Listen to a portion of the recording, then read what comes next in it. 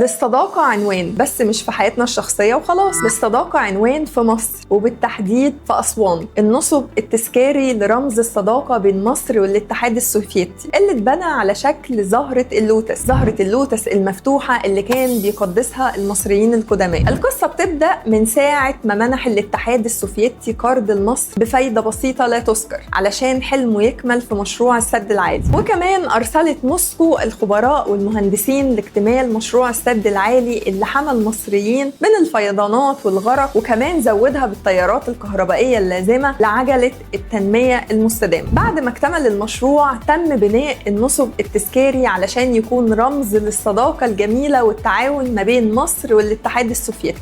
بس هو مش مجرد رمز وخلاص، ده أصبح من أشهر المعالم السياحية الجذابة في أسوان، ومفيش حد بيزوره من غير ما ياخد صورة للذكرى معاه. ما تنسوش تعملوا لنا لايك وشير وفولو في ضيافة علشان يوصل لكم كل ما هو جديد في عالم السياحة.